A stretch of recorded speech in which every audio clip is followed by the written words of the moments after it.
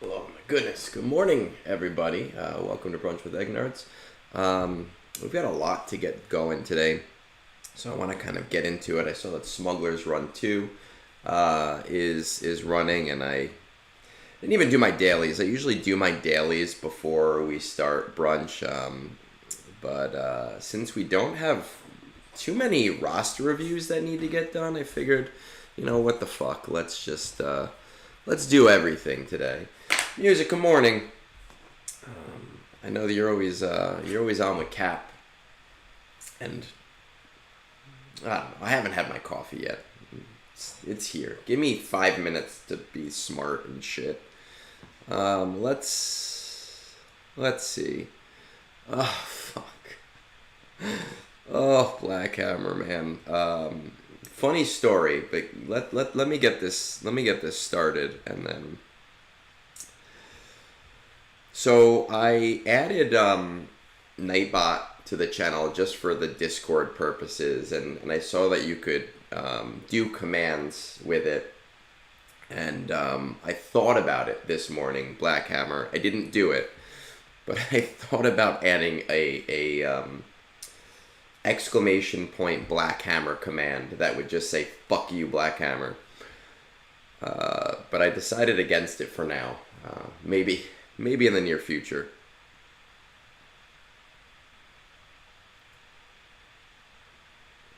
Get this going. Get to that Quercetan. That's sweet. There we go.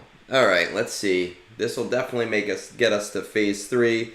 Let's see if it brings us all the way to the end. I might be towards my mod cap as well, but at least I'll have some mod slicing materials. We have the bonus drop starting tomorrow. I think the only thing I'm going to hold off on is Cantina Energy. I don't actually need Omegas. I have like 900 Omegas at this point. And obviously you can always use Chirotech, but now that we're doing Zepho and we're doing Mandalore, and I already have Gungans, they're not really too much of a priority for me, and the G12 gear is actually, I'm losing that at a rate much faster than I'm losing Chirotech.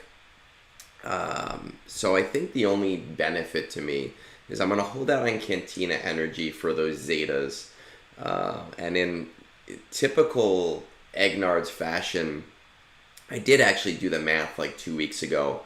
The rate of character release versus the rate that I was getting Zetas, and I'm in a Zeta surplus, but if I can get like 4 or 5 new Zetas in this next event starting tomorrow, my goal is to get to 100% Zetas by the end of the year. And I think we had determined yesterday that I'm missing like 13% of them. So it's really all shit tier stuff that I'm missing at this point.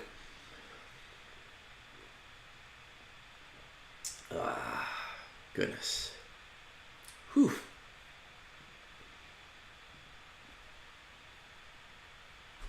Let's see.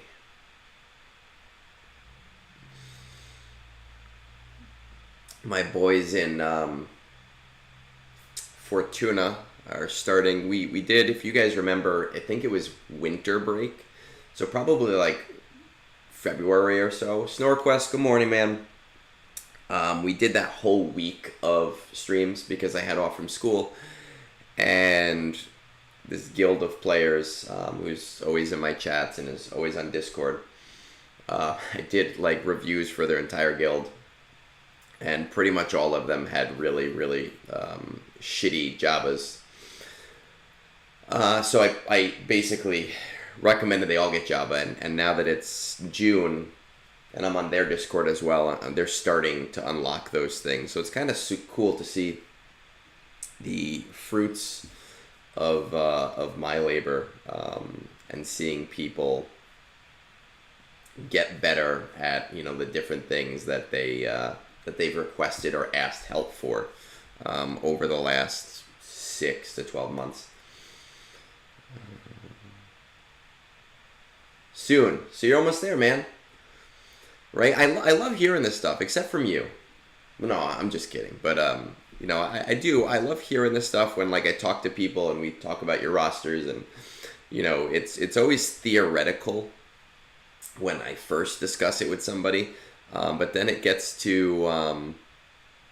when it gets to the point where, like, 4 months pass, 5 months pass, 6 months pass, and you go, oh, hey, like, those differences that we've talked about, they've kind of come to fruition now. And I actually just realized, Daniel, good morning.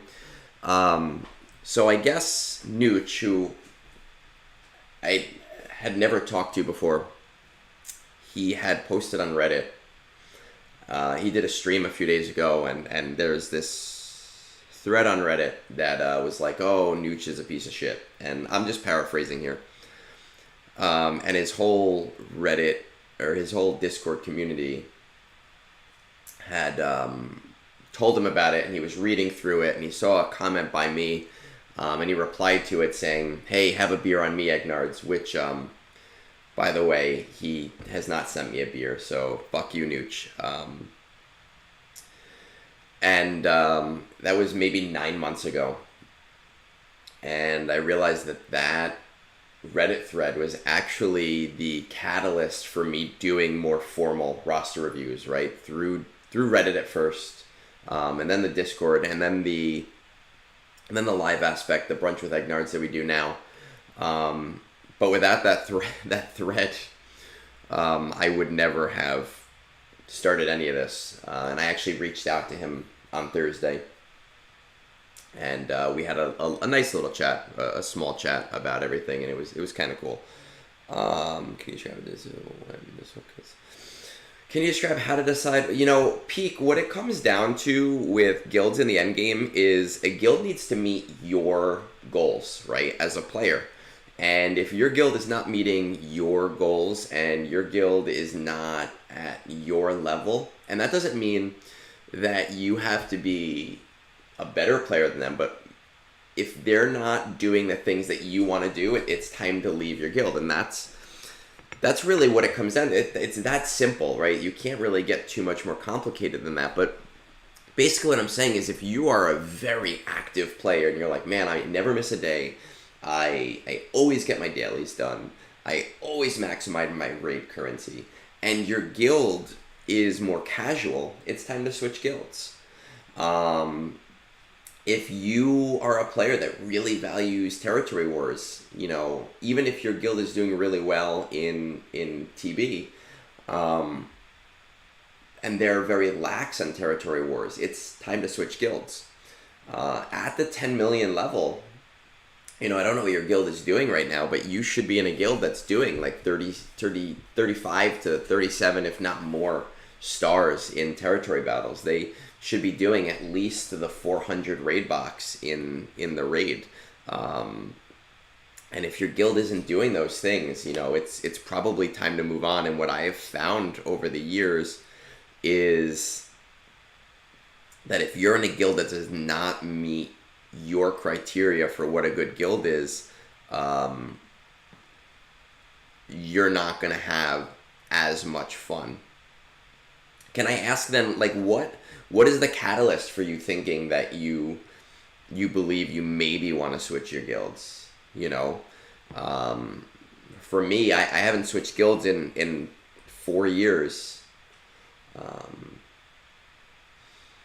So I haven't switched guilds in like 4 years because for me, my guild meets the need, and I actually became an officer simply because I was like, hey, well, outside of my guild leader kind of asking me to, but I took the steps to push myself further because the guild wasn't fully meeting my need, but I liked the people, and I slowly molded the guild to meet the need that I needed it to meet, you know, and it took a while, but it happened. Azurite, you know, no. Our guild doesn't really slow down for summer vacation just because, like, that summer vacation is a long time. We're talking 6 to 8 weeks or so. that's a long time for a guild to slow down. Now, there are times where we do get a little bit more relaxed. Like if we're far from a star goal in territory battles, we don't have to be as stringent in the things that we're doing. And we actually were doing that for like 8 months or so. We were very relaxed in our goals because we were far away from meeting a new goal. And we just kind of stepped back up because we had options that kind of built us out. The way that I see it as an officer, and Peak, this goes to you as well as to Azurite. My job as an officer, my unpaid job, though I had a guild member send me a $10 crystal pack last week just because he fucked up platoons and I ended up taking a character to R7 to meet it, and I didn't ask him to do it, but he sent me a crystal pack as a thank you. My job is to make sure that I'm maximizing rewards for 49 other people, right? And if I'm not doing that, I'm not doing my job correctly. So if people are looking to leave or to relax themselves in the longer term, I try to find them different homes, even if it's temporarily. We have people that sometimes just need to leave for 3 or 4 months, and they understand the deal when they understand the need when we kind of first start, and they say, hey, I'm going to be out of commission for 4 or 5 months. Will I be welcomed back when I'm ready to play again? And my whole philosophy is, I can't promise a spot, but a known entity, a player that was here previously and that I trust, is always going to take priority over a brand new player, on my waiting list. But I always, when it comes to like longer term projects, like summer vacation, if I let people slow down because of that, then I'm going to lose other people. Peak, it sounds like maybe, even though your guild is doing great in TB, that maybe that's not the guild for you. If you want to be doing territory wars more and you want to be doing better at that, you maybe need a more PvP oriented guild. My guild doesn't heavily focus the raid. We did increase our focus, and we're doing pretty okay with it right now. I think we're probably gonna focus the new raid just a little bit more than we focused the old raid. But that remains to be seen by what it looks like when we get there. I finished my GL Ray and I'm shifting to getting troopers. The ABs, that's nice, Daniel. When things start to come together, that's the greatest feeling in this game. New projects feel so daunting, and when you start to finish a project and get into the new project, you get that dopamine hit.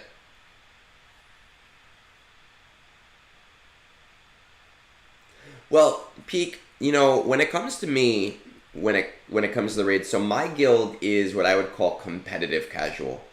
And I like being in a competitive casual guild. So we're a guild that we're looking at our time versus our ROI, right, of materials. And for us, a lot of our players in my guild, there's a few women in our guild, but for the majority of us, we're in our 30s to 40s. Some of us are in our 50s. Almost everybody has multiple kids. Almost everybody has a job that takes up a lot of commitment. So it comes down to saying, hey, I want to advance, but I also don't want to spend too much time on this game when I have all these life commitments that are more important to me. So that's kind of a juggle that I have to make a decision on, and our officers need to make a decision on every time we move towards a new raid. We do have free-to-play players, but we also have a lot of casual spenders who might spend $10, $20 a month. And we have a couple heavy spenders who would rather spend $100 a month because they make plenty of money, and just not participate in GAC, because they figure the crystals that I'm gonna get are not worth my hour a day when I can spend $100 a month. And it is what it is. Everybody has to find a guild that has their own mindset, and I could be in a different guild that is maximizing the raid and doing top marks on the raid, and I don't have a problem upgrading characters for people. I did 2 this last week that sucked. I did Clone Sergeant to R7, right, which fucking blew. And I did Jedi Guardian, or actually Consular, to R7 as well, which fucking blew. I'm no stranger to doing those things, but it's that time commitment on the raid. I hate the road, just how boring it is. And we'll get more into that. I'm gonna keep on that topic. And music, I see your comment as well, but I do want to start territory battles, because we're kind of getting where we need to be. All right, so now 300 million, we're gonna prohibit that. And what did we have as next? 485 is next. All right, so we'll do that. All right. I normally start with the battles that I have to do on manual, but I'm going to start it with an auto one because I'm on a tangent already and I want to continue on that tangent. Panda, I hope, I appreciate it. I love when people kind of check in, and, I know yours was pretty recently. It was like maybe 2 or 3 weeks ago. I love when people stop by in like 3 or 4 months and be like, hey, this is the progress I've made. This is what I saw. And that to me is awesome. So, thanks for popping in. I forgot what I was talking about. So the raid, I had this idea a couple of months ago, and for me, it was, I hate the idea of having to do 5 battles that are very similar, or 8 battles that are very similar. But I understand that CG wants to maximize us pushing new characters and leveling up new characters. And I had posted on Reddit this idea where you can, have your like, let's say your Leia, right? Your Leia team that does 2.7 million. And then you can add like a secondary squad to that run that still needs to meet the R8 requirement. So like, let's say I can put my R8 CLS, or it has to be 3-man, just for ease of it. It can't be 2-man, it can't be 1-man, but I can put 3 more R8s behind that to double the multiplier. So if I have all 8 squads at R8, I can put them all behind my Leia squad. And I can just do 1 run each time, but I still have to have them all at R8. So I'm still in a position where CG says, okay, like, you still have to upgrade characters. And in that way, I would be able to do this raid in 3 to 5 minutes every week, but I'd still have to invest my resources in it. Music. So here's the thing about Quad May. I don't know. I've actually listened to quite a few people. I've listened to Pico Burrito talk about it. I've listened to Sarah talk about it. I've listened to the 3 Scoundrels, to Logan talk about it, and where to put Quad May without her 2. And I think the reality is that her Conquest boss was much, much stronger than Quad May actually is. And the Padawan Obi-Wan Datacron is really what makes her so crazy right now, and that she's really going to be like a B+ squad, or an A- squad, once that Datacron is gone, and that's with her too, so I personally, I brought my Queen Amidala to G11. I'm not even investing in her until the other 2 are free to play. I just don't think it's worth it to pull away from other squads. I just don't think it's a smart investment. Wolf, good morning, and everybody else who's kind of stopping in. Frank, I did notice Leia. No, scratch that. I didn't notice that Leia does well in Mandalore, but I have noticed that the Mandalore battles are not as hard as maybe I originally expected them to be. Yeah, Peak. So she is a hero raid unit, and she's going to be good for the raid. I just don't think she's worth investing in right now. We still have a month and a half to 2 months until the raid. I'm not saying she's going to stay at G11, G12 in 2 months. I'm saying that right in this moment, right now, I have other things that I want to put that it's worth it.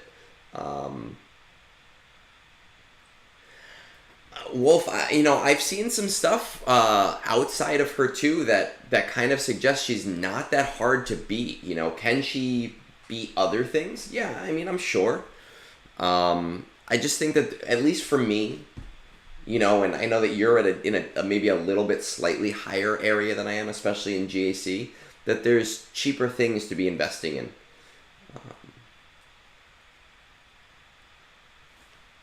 To each their own. It's something that I'm not putting any of. Oh no, I don't want to use that. I'm not putting any of my stock into right now. Until.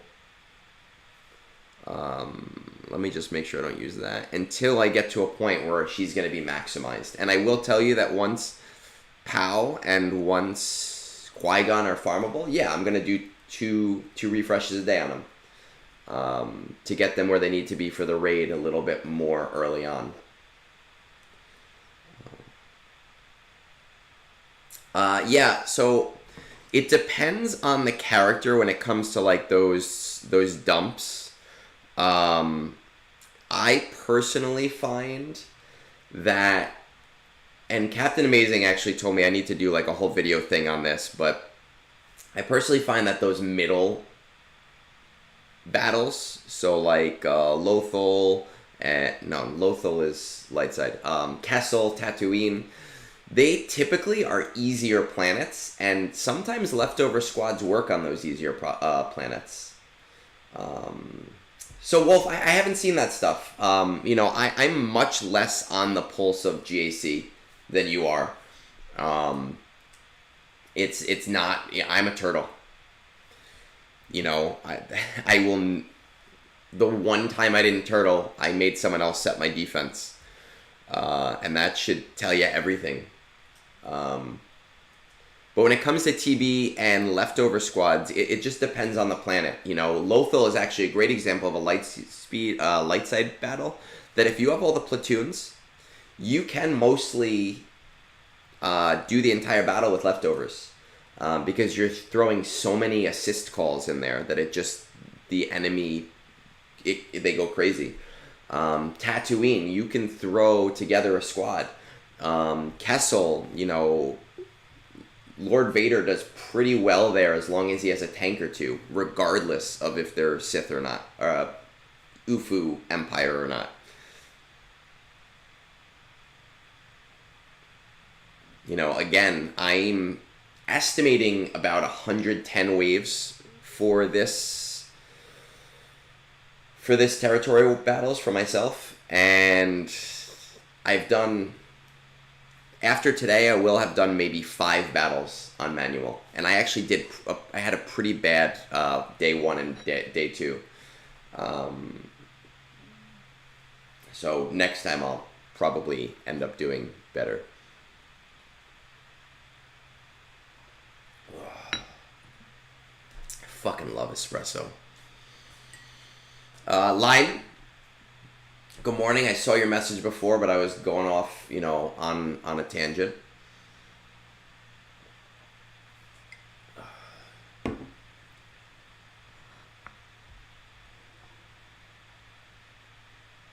And Ziggy, good morning. Well, the shipping takes forever, but let's do this. I already have the video of this. Our Gungans in there.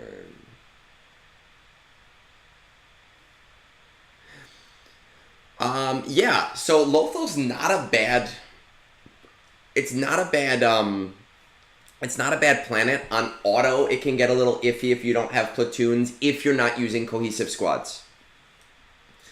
If you're using leftover squads, I usually recommend trying to use the platoons, just because, you know, different things can happen. But the only planet that I really hate on auto is Braca. Yeah, that's really the only one. And I was doing Braca fully on auto previously.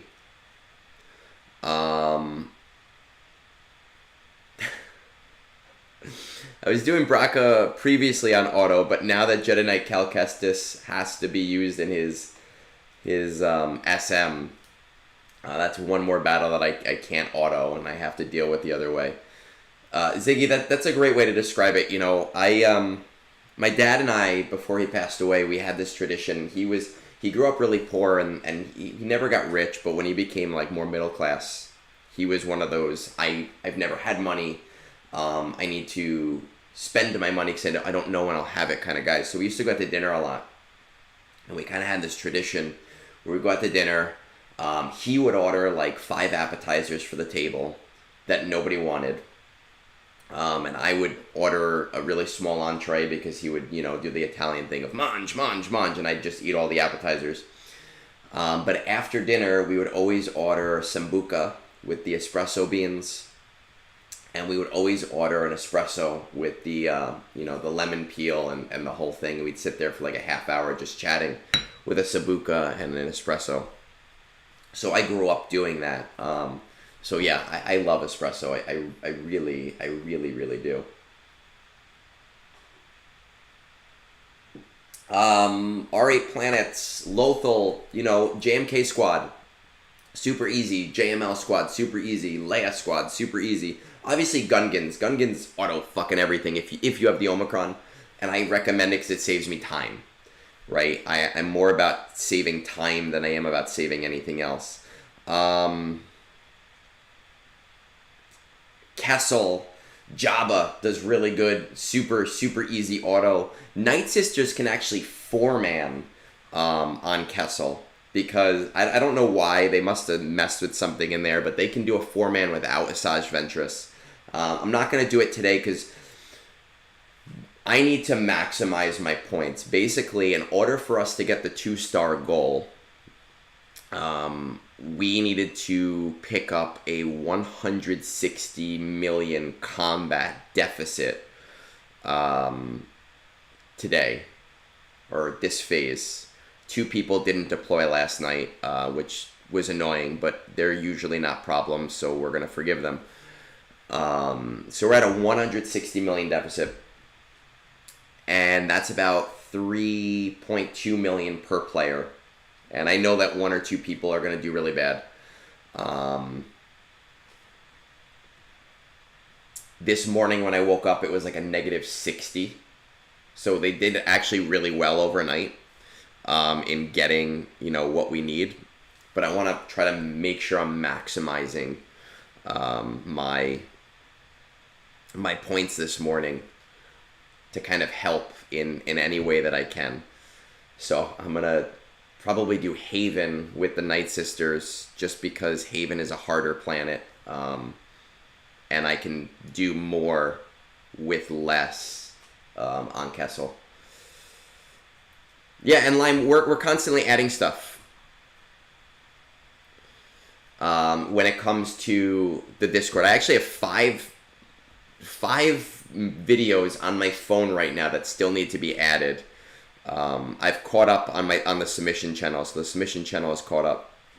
But I have a bunch of videos that I need to add for planets that we don't have anything for yet, and those always take the most time because I have to also add in the battle data, not just the team data.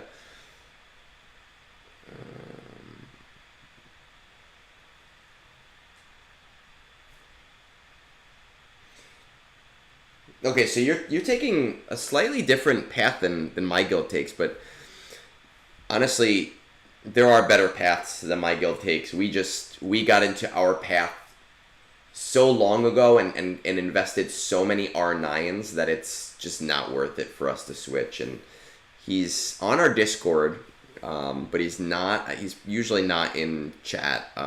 Rymus, he is in Phoenix Rising, I think, and they are one of the top, if not the top, guilds for efficiency when it comes to their level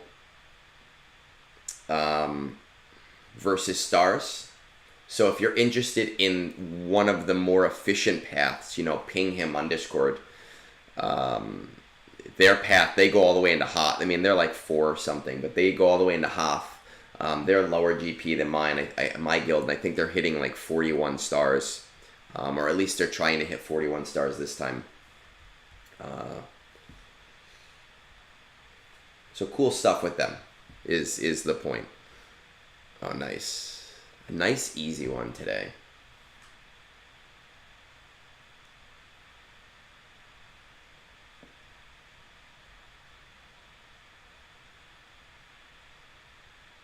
I'd have your officers reach out. They might learn something. I've learned things from talking to Rymus and talking to his TB officers.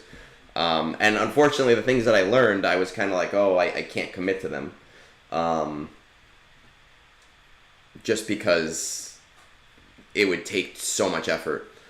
Yeah, Lime, it is. It's basically an unpaid internship where I have to corral 50 monkeys. To do something, in a 24-hour period. I have guys in my guild, which pisses me off, who I have to text message, right? Like, not even Discord ping. They have literally asked me, they've said, here's my phone number, can you please text me? And I'm like, oh, am I your fucking mom? Like, I don't know, but I do, because I'm like that. I'm nice. All right, so let's see. We're going to use Night Sisters. I know we're going to use Night Sisters here because that's my best use case.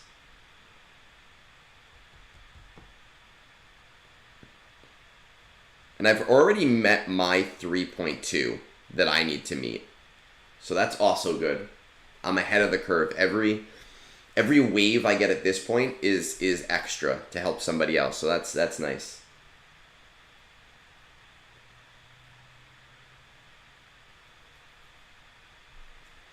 What's funny, Ziggy, is I was originally hired by my guild to just talk during the days of Crankcore, right? When everyone had to be online. So you wanted to keep an active chat during that time so nobody got bored. And I just, over time, took over more and more. So I do my guild's recruitment. I do my guild's territory battles. I don't handle TW, but I do some of the tagging for TW. I do most of our raid stuff. So I do a lot of everything. The thing I hate the most is recruiting. It is my least favorite job. I hate it so much. It takes so much time and energy and effort to get people. My only solace now, being a Z-list celebrity in this game, is that usually I can put it in my Reddit profile, and usually within a week somebody will reach out to me. But that's very recently that started happening. I hate having to reach out to people. I hate having to send 400 messages and have the same conversation with people over and over again. It takes so much more time. So much more time to me than being a TW or a TB officer. Dank, what I try to confer in my guild, because what normally happens is people go, oh, I got caught up. I thought I was going to be able to get my battles done, so I didn't deploy, but then this thing happened. I always tell people, your deploy is more valuable than your battles. So especially in the later phases of TB, if you think there is a 50-50 shot that you'll be able to get back to your battles, just deploy. I'd rather you just deploy and get your 10 million than get like 3 million and not get the rest.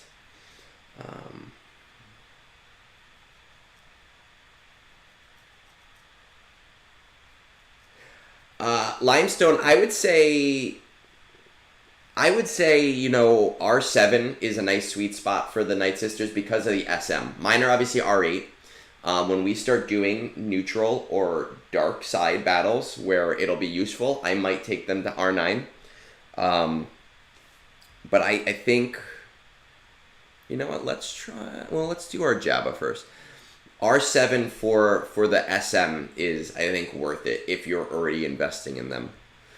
As for LSGO, you know, LSGO is a different beast with the 36-hour waves. I think that we couldn't go back to battles mattering as much without going back to 36 hours. Because with ROTE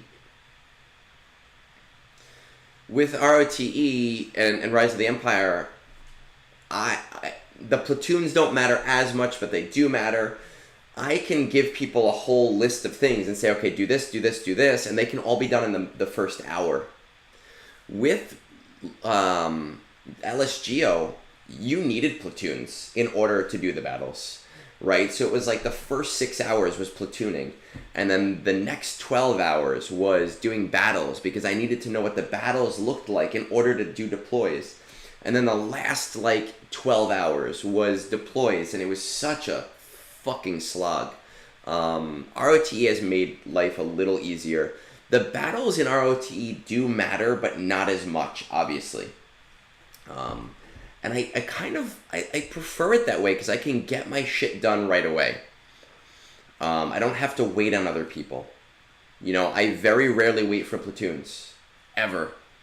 There's very few planets where I wait for platoons. The only time I wait for platoons is day 6, and that's only because I do Brunch with Egnards.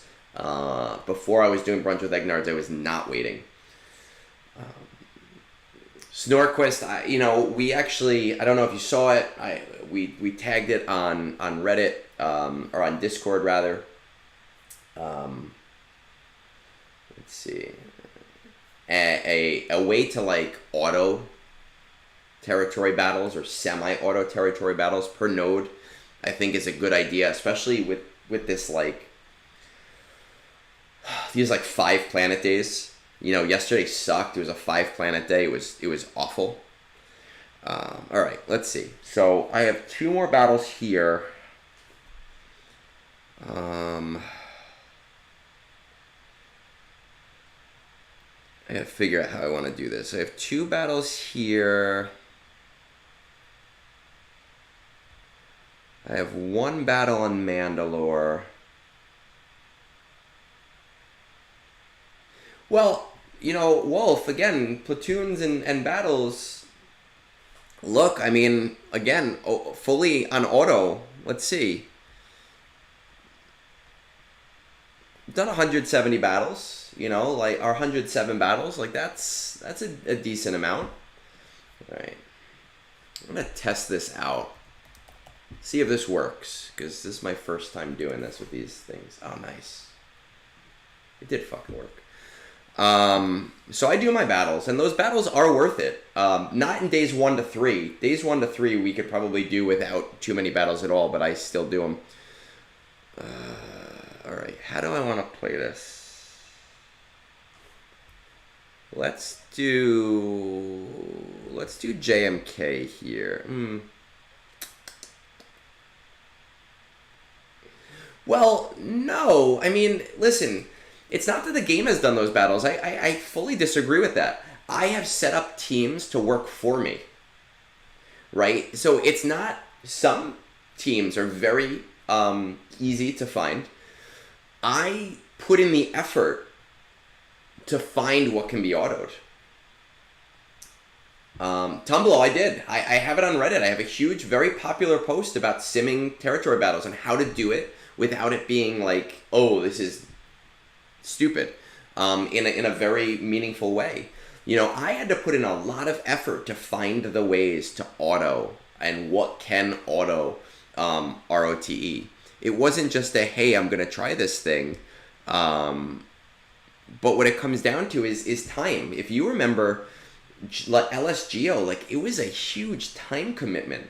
I'm a fucking adult. I work 2 jobs. I have a wife. Like, I was sitting there on the couch with my Mon Mothma team just hitting middle special on POW for a half hour to get 4 waves. Like, it wasn't fun. It wasn't engaging. But I had to give 50% of my energy to it. So I kind of disagree on the idea of this not being better. I don't fucking have time for that. I imagine that most people don't fucking have time for that in the same way. We're gonna try this. My whole goal in the game is finding the way to maximize. You're right, and I do a damn good job of being an officer, right? I signed up for it, and it's a time commitment, but I do a damn good job of doing it. I find the people, I do the territory battles. I set up a whole fucking Discord with a territory battles library to make it easier for other people and my guild to participate while spending less time.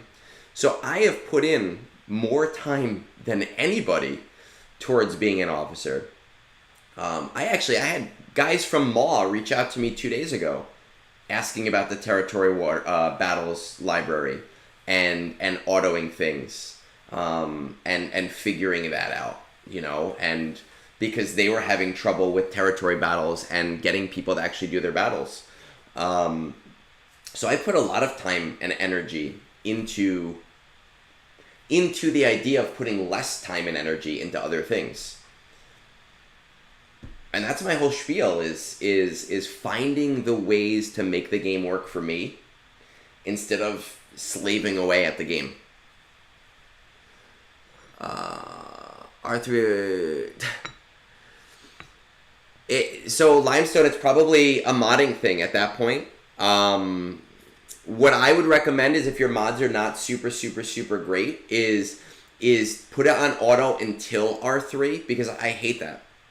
I do agree, every once in a while you get a really weird run in the last phase where things just don't die and you lose sometimes. But if you're losing, you know, twice in a row, either it's a really bad RNG, depending on when you get Jabba and how used to you are with them. But every once in a while, I'm just like, I don't have the time for this today, and I'll take it off auto right there to finish it up really quick. So it's not about, I get that I said I didn't have time for this, which is maybe disingenuous, but it's a soft I didn't have time for this versus a hard I didn't have the time for this, right? Where, like, yeah, I can carve out the time for this, but why should I have to? For LSGO, I was doing, what was the max wave? 71. I was doing the battles. I didn't like doing the battles, but I was doing the battles. I was usually doing 70 out of 71 waves. For about a year, I was doing 70 out of 71 waves. And I say 70 out of 71 because sometimes that gas battle, you just lose. Sometimes it would just, something would happen, right? And you just lose it even though you won it the last 6 times. Was it 74? So whatever it was, I'd do 73. You know, every once in a while I'd lose on the gas battle. So I was maximizing my battles, but it was the same fucking battles every day. And I was using the same teams every day. And I was not the Egnards that I am now, in that I was still catching up at that time when LSGO was a thing. I was still playing major catch up to the rest of my guild, so I was putting up waves that guys 3 million higher than me weren't able to put up. Because I was finding teams that worked for me that I didn't have the GL for this. You know, so I put in the time. It just wasn't fun. After you figured out the battle, and then you're like, all right, well, I'm going to do this Mon Mothma battle, and I'm just going to slowly over time, like, do this, and hit the same button over and over and over again. Or the fucking Ray strategy. The Ray strategy was do this battle as slowly as possible. Take your sweet ass time. Ray can do this, but only if you take your sweet ass time and slow and steady it for 20 minutes. It's not fun.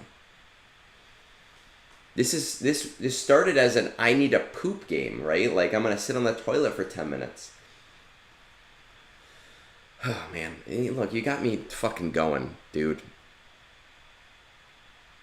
It does apply to ROT, but that's why I find, the ways to auto things where I can do other things. So I'm talking to you guys while the battles are running themselves.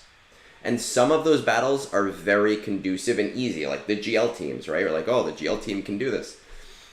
But I'm the one that figured out that the Night Sisters could do everything on auto. Like I'm the one that figured out that they could like pull all of these things super easily because I put in the effort.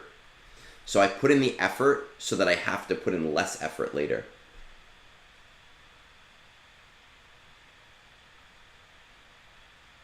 Well, sometimes you just want to sit on the fucking toilet, man. All right, let's see. So I did this. This is good right now. Let's just see how many of these battles have gone through. Okay, so I have one more on Kessel. I have one more on Mandalore. JML doesn't normally do really well on Kessel. At least for me. You know what? Let's do Leia here.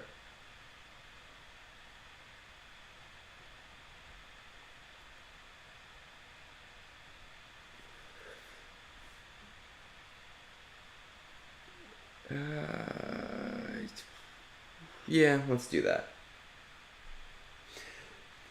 It's not, well, I disagree with that, man. Like, because again, it comes down to time. I think, it comes down to time and doing things over and over and over and over again. I used to play a lot of MMOs, right? We were on Reddit talking about Star Wars Galaxies yesterday, which was my first MMO, and going into WoW and WoW raiding and doing 6-hour Molten Core raids because you were figuring out the battle. But once you figure out the battle, it's no longer engaging anymore, even if it's still tough, right? Once you've figured out the strategy, so those first 4 or 5 Molten Core raids, those 6 hours are like, man, we're trying something new, we're figuring it out, we're completing the puzzle. But once you've completed the puzzle, when you'd wipe, you'd be like, come on, I don't have fucking time for this anymore, like, let's go. The content becomes less engaging once the puzzle is figured out. And even though LSGO could be tough sometimes, the puzzle was figured out. We have to remember that everybody has lives. We're all adults. My situation may be slightly different because I work 2 jobs. I own a business, but everybody's got a job. Most of us are adults. Most of us have kids. Most of us have family and friend commitments. There's only so much time you can put into this game, and it's about respecting that time. And I'm all for engagement if my time is respected. Wander home. Yeah, the CU and the NGE, right? I was on Tarkinus. And Tarkinus was actually a very interesting server, that you might not realize. Well, I play because I enjoy the game. I do enjoy the game, but it's finding the right maximization, right? And this is why I'm saying, come get a beer with me, because I could sit at a pub with you yelling back and forth about this, and that would be fun. But for me, it's about finding the right amount of engagement where I'm enjoying it. Brunch with Egnards, I enjoy every week. I look forward to this. This is one of the things that I super look forward to, having these conversations with people, and teaching people about the game and learning how to do certain things in the game a little bit better. But sometimes they ask too much of our time. And I agree. I have guys in my guild. There's this one whale guy in our guild. He would rather spend $200 a month than do GAC. He would rather, he always gets the new marquee right away.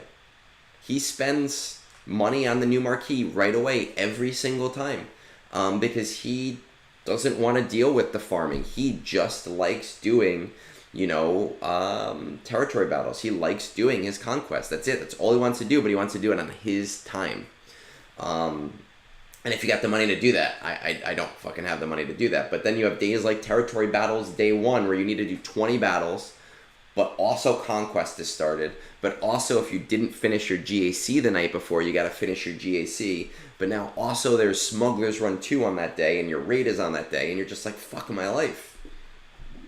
But I don't complain as much about it because I find ways to let those things do it on their own, right? So back to Tarquinius. Tarquinius was a very interesting server, and I don't know if you remember this, Snorquist, but on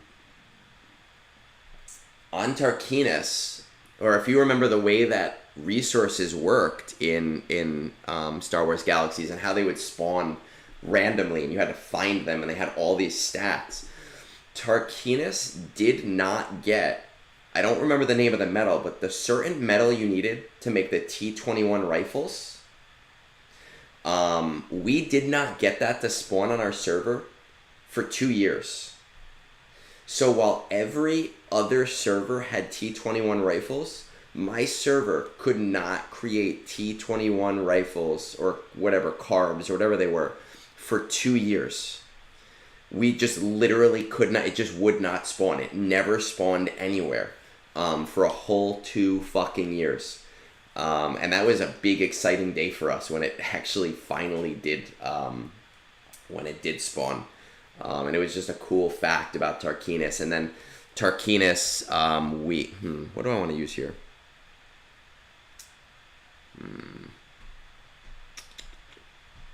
We're gonna try JML.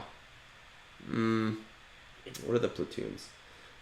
I'll fucking kill you. Tarquinius is great, and Tarquinius was. We did a whole guild in WoW, Tarquinius Legion on Shattered Hand, and that was my WoW guild for pretty much ever. Let's see. At the start of the turn, whenever an ally has turn meter removed, they gain retribution, which can't be. Okay. We're gonna try JML here.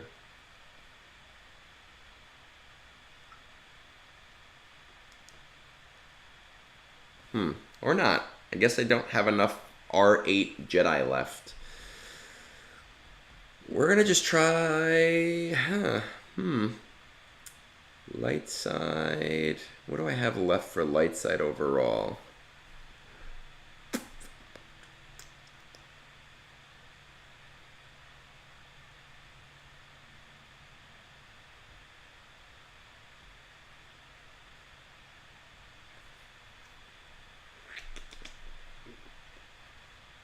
Tiny Bubbles, man. What's up? How's it going? I'll fucking kill you guys. Wolf, I'm just... do I do Ray? Let's see. How does this Omicron work again? Can't gain bonus turn meter and force influence can't be resisted. He gains additional stacks. All Jedi and Rebel fighter allies gain 75% bonus protection. Calcaterran gains for Jedi allies. I agree. Like, I actually made a Reddit post about 2 years ago saying I know that there's the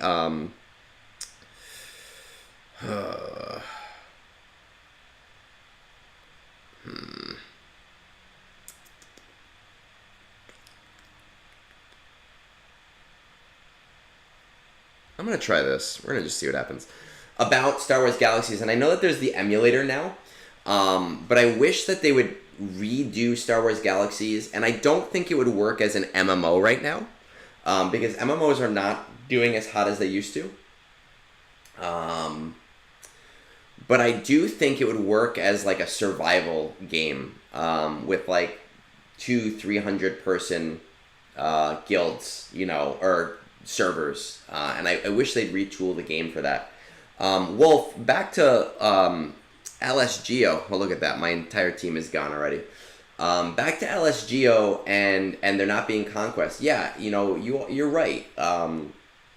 There was no conquest back then, but it took so much fucking time. And I wasn't, I'm gonna be honest, I was not complaining as much back then, because you're right, it was only the one thing that we had to deal with, right? So it didn't feel as daunting as things feel now, but it still was a huge time sink.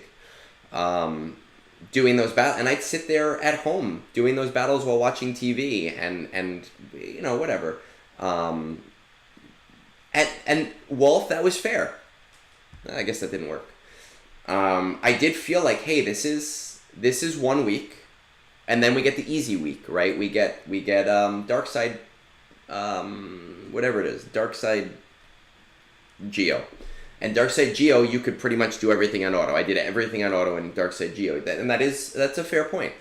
But that's part of the reason. If you look at my posts from back there, from then Reddit, they weren't as much. There was not as much, hey, we need to sim this, hey, we need to sim this, hey, we need to sim this. Because you're right, I had to do it once a month, as opposed to twice a month, where I'm doing even more battles.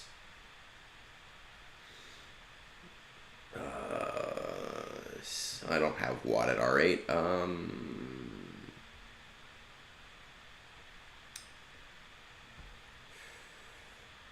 Alright, let's just do that. I've already beat my battle commitment, so I'm happy.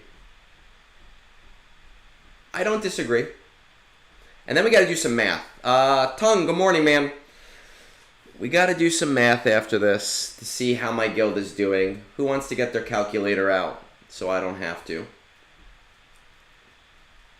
I guess I could use my computer, right?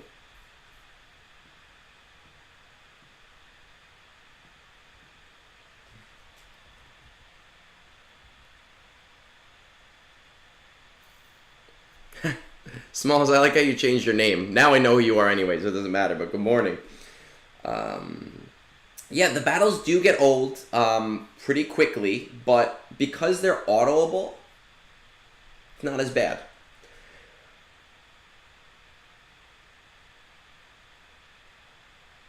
I do use hot utils. We do have hot utils. I try not to rely on it, you know, because I don't pay for it myself. My guild leader pays for it.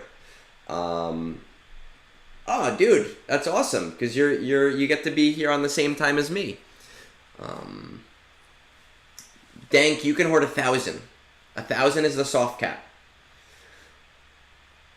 So I do use hot utils for some things. I do need to go in, honestly, I with the new platooning thing that happened like 6 months ago, I think it will make things easier for my guild. I just haven't had the time to sit down and invest and really look at it and do what needs to be done. But we have not really had platooning issues, which is part of the reason I haven't gone in and done it. Our platooning has been relatively good. Slan, good morning. How did you do on your waves? Did I beat you again? Did my autos beat your manuals for a second event in a row?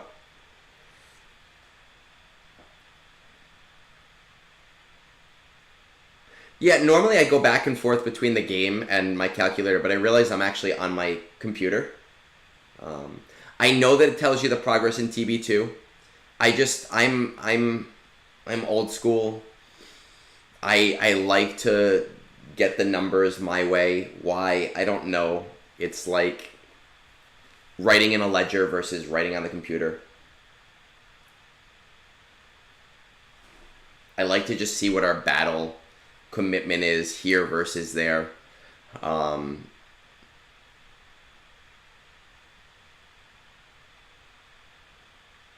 the mirror.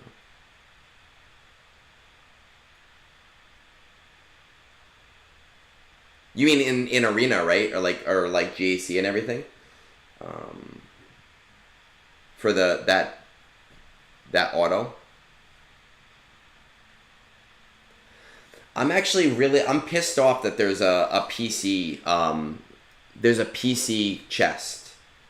It annoys the hell out of me because as someone whose PC cannot run that game for shit, and there's no Mac client, so I'm annoyed that you guys get all this extra free shit that I'm not able to get.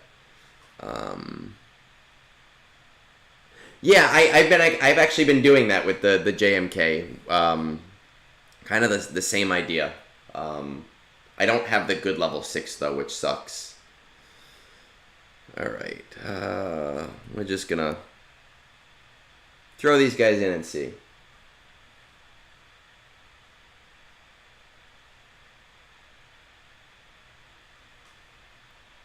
If I can get at least one wave here, it'd be nice. So Slan, what are your waves for today?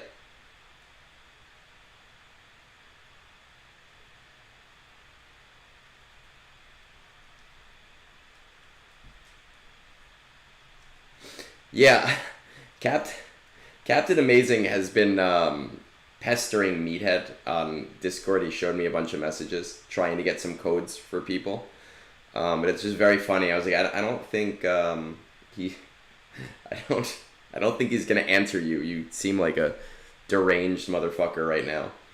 But it's very funny.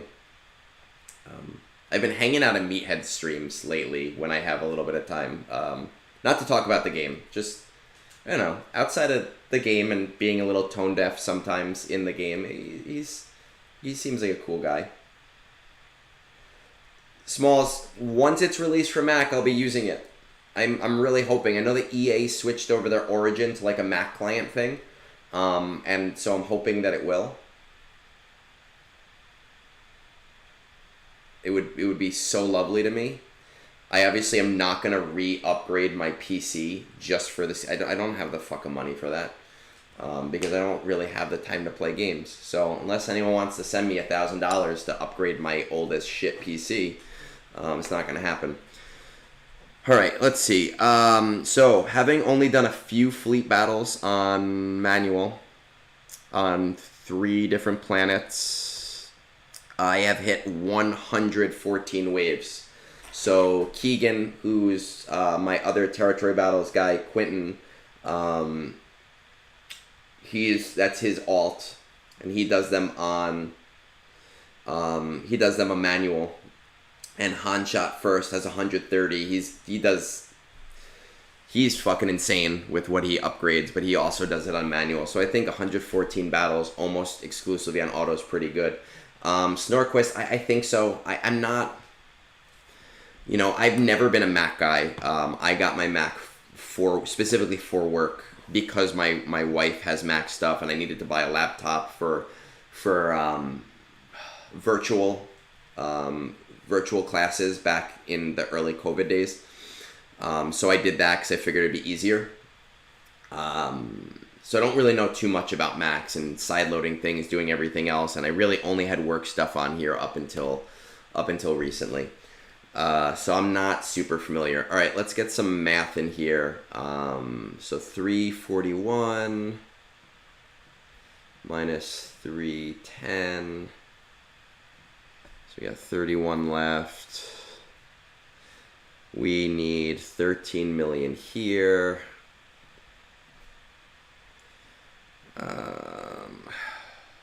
We need 396 minus 210. So 230. And then 31 here, right? Yeah, plus 31. So we need 261 in deploys. Ooh, actually, we're doing pretty good. So minus 240. We are at a negative 20 now, which is not too bad. We started at a negative 160. This morning, we were at a negative 60. So we're doing a nice job here with this.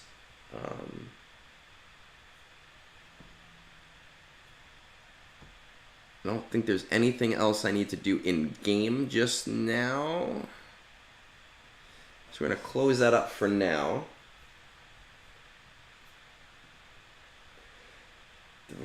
on Discord really quick. So let's throw up Discord. Let's see what's going on. Let's see, has anybody sent out messages? Has Quentin done it yet? It looks like he has started. Awesome. Good, good, good, good. At a -21 right now. Keep up the good work. Push those fucking battles and get those deploys in, and let's fucking hit those 2 stars. What is it? It's 9 o'clock. He sent it at 7:56, so about an hour.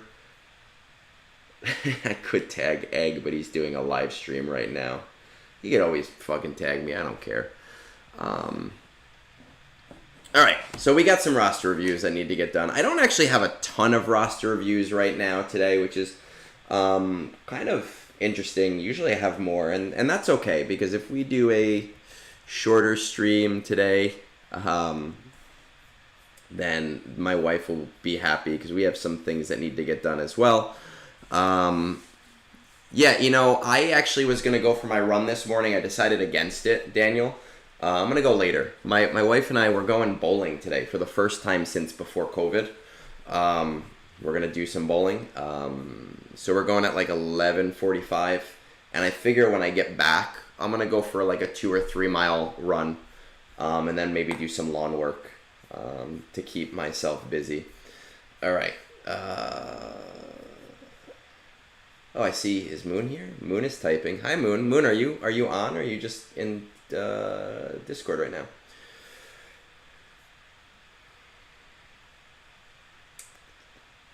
Let's find these. Let's find these reviews. Hi, Drum. Good morning. Here we are. Let's see what we got going. We're at 1:11. I forgot to take timestamps for everything, but really the only timestamps that matter are the roster review ones. So, Naisho.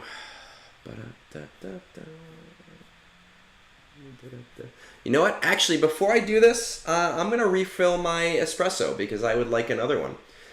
So give me 2 minutes, and then we'll get to this roster review.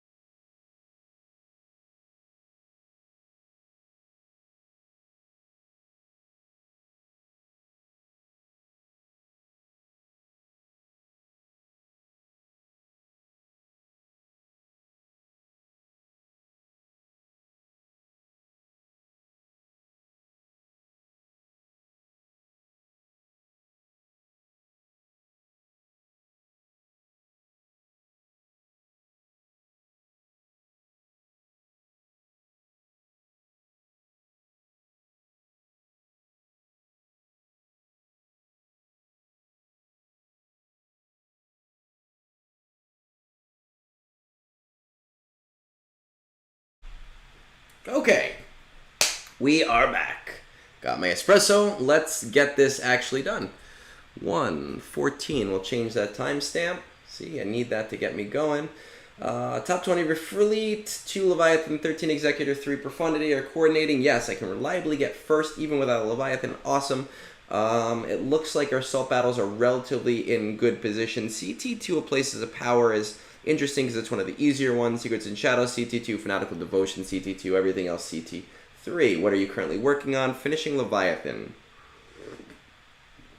I'm going to finish Leviathan in July because of Fury, so next month. We're really close. But I will have the requirements done by next week. How highly do you value efficiency versus fun? 80-20. Has all of their favorite characters already, so we don't have to worry about that. I'm mainly focused on fun farms when I started the game, and now I want to focus more on the ROI. I'm open to most ideas, except changing guilds. I actually should put that in my survey, because I find myself asking that a lot, hey, is your guild something that is super important to you? Is it something that's super important to you, or are you looking to move on? And it is an important question to ask. Solo Man, good morning. I don't know, Solo, if you saw these. If you saw the Mega Man design that Moon did, that we threw in our little cobbled together merch store, but I'm a fan of it myself, and my wife will yell at me if I buy more of my own branded shit. But I'm going to get myself one eventually. Maybe for my birthday. She can't yell at me for buying myself my own shit for my birthday. But you know me. Plus Mega Man on everything. Alright, let's go to... Oh, awesome. Awesome. You're here. Love it. Where are my frames? .gg. There we go. Let's see what we got here. Kyber 4, 8 million, not bad. And Solo, I'm still waiting for you to do videos, by the way, to get kind of back into that. I want to check out those 3 assault battles that you're not on par with right now to kind of see where we're at. It looks like no Reva yet, which is probably why. You can do CT3 of Fanatical Devotion without Reva. I don't think it's worth it. It's a pain in the ass to do. That battle takes so fucking long, so wait until you're there. What was the other one? Secrets and Shadows is at CT2. This is probably a modding issue because I see an R7 Mother Talzin, unless that's just because of platoons. So let's see what we got going on. Yeah, this is a modding thing. You can definitely do CT3 of Secrets and Shadows, right? That's the other one. Yes, you could definitely do CT3 of this. I found with Old Daka, I modded with the crit avoidance arrow and just as high health as possible. Like literally everything health, which has helped me auto the Merrin special mission also, using her as the lead for that. Though I would still use the Mother Talzin lead for Secrets and Shadows. What I ended up doing is I just put my GL fastest mods on everybody. And I don't want to say fully got lucky, but with Merrin you can get from phase 1 to phase 4 in like 2 minutes. So it just comes down to the luck of the draw in phase 4 of somebody surviving, and what ended up happening for me was everybody died except for Merrin, and then Merrin brought back Old Daka, and I was able to continue on. But I have seen this done. Fat Phil sent me the specs. Somebody did it all at G12, except I think Old Daka was R3, something like that. So this is a modding issue, or just you haven't tried it enough times. You can definitely be CT3ing this without too much effort. Slan, I got you by 10 waves, man. 10 waves. This is going to be a weekly challenge. I'm just going to keep autoing my way to victory. And then let's see. Places of Power is always an interesting one. I see you don't have C, but you're at a part in the game where you can maybe do it without it. Yeah, flashback, CT3 of Night Sisters AB, and CT2 even was just a painful experience without, you platooned more units than you got waves. You know, I do platoon a lot as well. As I said, I took new characters. I took multiple new characters up specifically for platoons. But I don't platoon common things because they're common and everybody has them. Let's see.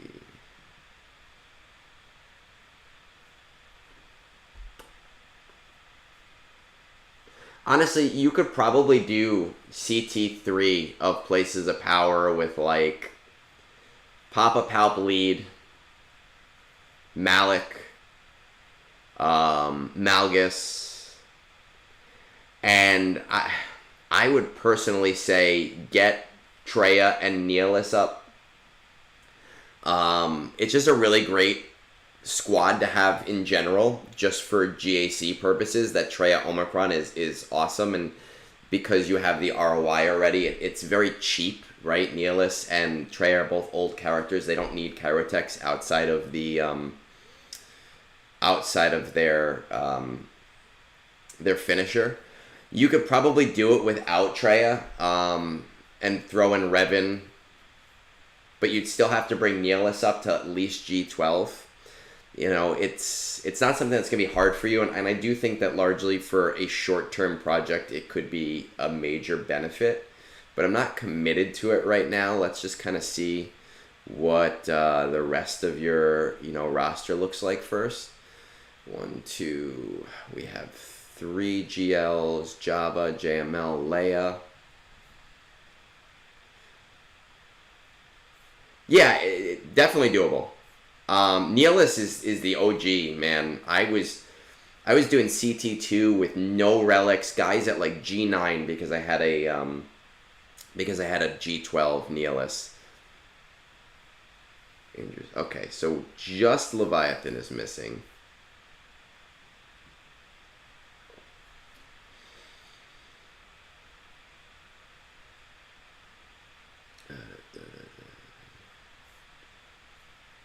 So it looks like you're also working on Kylo. You probably bought the Lightspeed bundle. Maybe you didn't, but just a guess. I don't know if I Neelis. I say things the wrong way on purpose. Fuck you.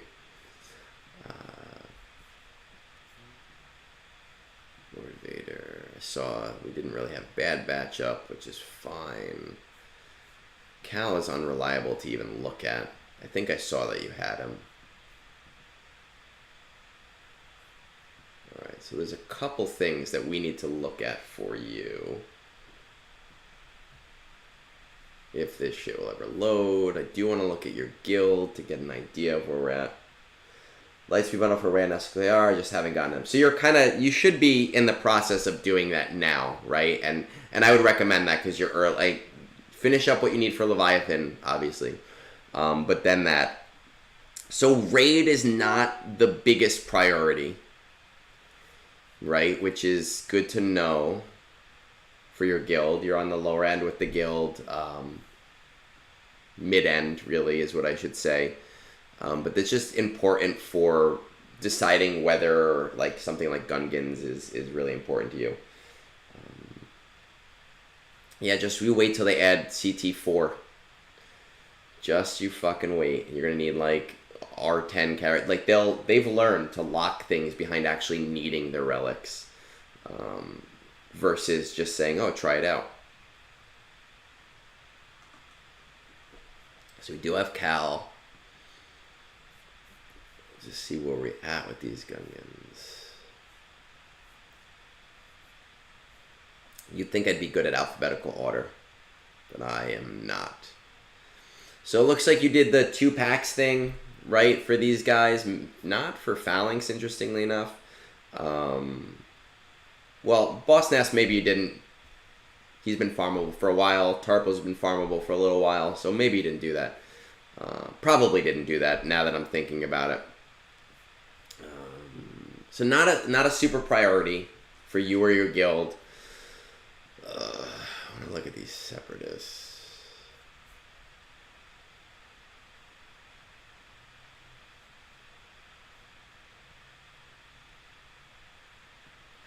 I think stopping cheaters is probably more of the reason they say. But it's fine. Listen, I'm pro CG as a business, and they have the right to make money. No problem with it. I don't spend anywhere near as much as I used to. Actually, Fat Phil and I were planning on collaborating on something, and because of some notes he sent me, I actually went back and I looked at my spend over the entire course of the game, and I was like, oh, that's interesting. Separatists are in good shape. Here's the thing. When the new raid comes out, we know Gungans are going to be used. We know Qui-Gon Jinn, Pow, and Quad May are going to be used. We know that they said they're finalizing it based on 4 factions, right? Separatists, Galactic Republic, Separatist, Galactic Republic, Jedi, maybe? Was that it? Separatist, Galactic Republic, Jedi. I feel like there was one more. Maybe it was 3. But anyway, I believe that Stop being a newer character tells me that the droids are most likely to be used in the raid. I don't want to tell you to bring Grievous up just yet because I don't like guesswork, but for the most part your Separatists are in order because you probably bought the bundle and you maybe upgraded some guys since then, which is fine. You have a good core. You have a good core for being able to participate in some degree in the raid. Same thing when we look at like our Jedi. I know you have JML. That's not saying that JML is going to be in the raid. I don't think he's going to be. Obviously, it wouldn't even make sense. But you at least have a core of Jedi from doing JML, where there's a possibility. There's a possibility that some of these characters, like Grandmaster Yoda, General Kenobi, Jedi Knight Anakin, they might be used in the raid. So I don't think raid dominance is the right path for you right now. You'll be able to pivot to what your guild will expect relatively quickly. The thing with Stop is he fucking kicks ass with that Omicron. Not just the Datacron. I know the Datacron makes him way more powerful. But we have to remember the idea of hero units, right? And with the raid, and we don't know what the raid structure is. So I think Stop is going to be a core of a Separatist team for the raid. And you'll be surprised by his uses there. Like, there'll be some kind of like Separatist thing that he'll be usable for. So for you, it really comes down to thinking about what these projects are. And I don't really think it's not really a hard choice because I think your next 3 months are relatively spoken for, right? Between doing Leviathan in July, SLKR is in the short term for you. And speaking of SLKR with Places of Power, that'll give you a CT3 as well. Nihilus is still worth it, I think, because you won't have to do it every month, right? Because Kylo Ren's not going to give you a 3-star, he's only going to give you a 1-star. And then you'll have to spend that hour every month, though most of that hour is on auto. Your phone gets locked up during that time. So I do think it's still worth investing in Nihilus to at least G12. I honestly think Traya would be a great addition to your roster as well. Leviathan, Kylo, and Rey are your priorities. You spent on the Lightspeed bundles. You already have them there. Where you are in the game, no GL is a bad GL, right? They'll put in work for you. 100% hands down. At that point, we're at a weird place where we're probably going to get a Road Ahead or a State of the Galaxy in the near future that might give us a new fleet. It might give us a new GL. I don't know if it will. I actually do not think we will be getting a new GL this year. I think they're going to take the year off and give us another journey instead. We've already gotten 2 journeys in the last 6 months between Bo and Gungans and Jar Jar. Same thing with Fleet. I think we will get a MILF style event that is harder in that you'll need things like a GL capital ship, but it'll be for something that'll lift another ship up instead. But those are irrelevant thoughts. The point is, we're at a point where any new information can completely change the path that you particularly might want to go on. I can't talk about information that hasn't come up yet, though. right? I can only talk about information in relation to the information we have. I think that this might be a good time for you after you do Leviathan, after you do Kylo, after you do Rey, to maybe shore up some of the smaller projects that might benefit your roster. You know, Neelis and Traya to like R5 for a Traya Omicron team. Awesome. Like really great squad. Zori Bliss, you already have resistance because you have, or you're getting very close to Rey. She alone transforms a squad you already have the relics for. So I think it's time for you to maybe take a month or two break from the Galactic Legend grind after doing those things to start putting some work in those side squads. I think I saw Bane in your roster. You know, that's your time to start like building up your Bane, getting your Bane where he needs to be. Let's see if there's any other important Omicrons that you're missing.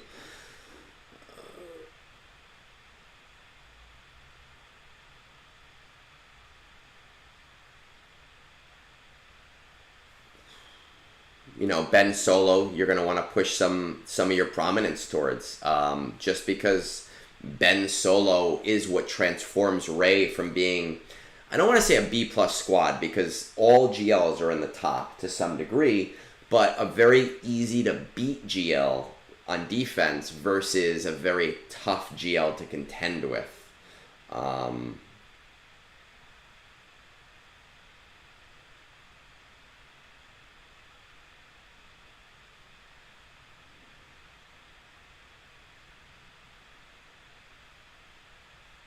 Yeah, see that Traya Omicron is a solid one.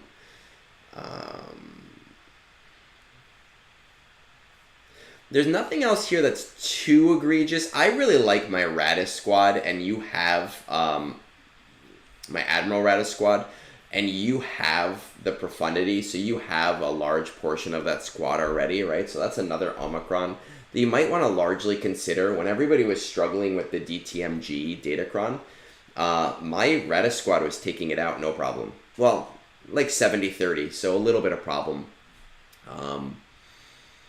Now without it, it's like an easy auto win. It's a really solid squad that you've already invested a lot of the gear into. I don't know if I agree with that, Limestone, in that, you know, you're still, either way you're selling three or four marquees, and either way you do have to design an event. The only thing that might cost more really is the animations themselves. Because if you even like think about like Leia's event was no different than any marquee style event, except for the speeder bike. But the speeder bike was also used as the raid, so it was kind of like it was kind of used for both in terms of the cost to produce. But I do think they can make just as much money selling journeys without us saying, oh, hey, well, that guy's not GL worthy. It gives them a lot more design space. I don't know about Trench's ship only because, and the reason why I don't think there's going to be a new GL ship is we're at a point where like every fleet has 5 ships. They would have to release so many new ships for us in order to give us a Trench, unless they're going to sunset Malevolence. So I don't personally see it. It doesn't necessarily mean that it's not going to happen. So again, I don't think Gas's ship is going to be it either. I think that the fact that they sold us a LSB for it is my signal that there's not going to be one this year. But that's just me from a business standpoint. Back to this roster, because I have this person here listening and they're like, dude, fuck you off with your ADD and get back to my roster. Leviathan, SOKR, Rey, they are your priority right now. They should be your priority right now. I do think after that you should be taking a little bit of a break from the GLs to shore up those little things. Again, Treya and Nihilus I think will largely benefit you significantly. Zori will benefit you significantly. I think that the Radis Omicron will benefit you significantly, and those are all things you can do relatively quickly without too much difficulty. You are in a unique position from most of the roster reviews that I do, in that I'm always telling people to get Jabba. You have the majority of your ROI shored up already. I would say, well, I just want to check this. You know, your guild probably doesn't really need to worry about Mandalore right now, so maybe more of a luxury for you. I would say after shoring up some of those little projects, it's probably about time to start going for Jedi Master Kenobi. Whether or not you have Cat, I didn't look, it wasn't necessary. You'll get Cat from those proving grounds. If you don't, we'll check it right now. Do you?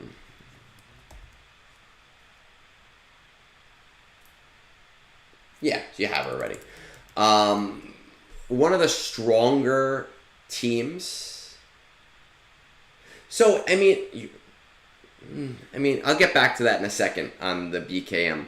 One of the stronger teams in the game is the Jedi Master Kenobi team with Cat. I don't particularly advise going for it early because there isn't a lot of ROI on the back end from it, but in terms of what it can do, there is a lot, right? It can do, it does perfectly in Squad Arena, it does perfectly in GAC, it's my delete squad in Conquest, it does amazing in Territory Wars. Well, that's fair. I mean, that's fair. I forgot about why. It's like a luxury thing, right? Forget that people don't always have all of those things. 10 months, fuck, man. You can't like leave your guild for like 2 weeks and pull some of those. So Leviathan, SLKR, Ray, and all of those little things will probably take you all of it 3 to 4 months. And that still puts us like 6 months out. I personally think that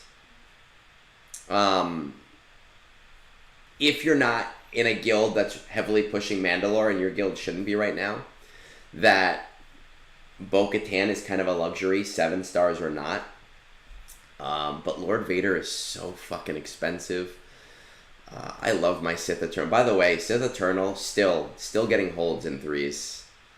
It trips people up every time if you throw it with Malik. Afra's like really, really, really a luxury.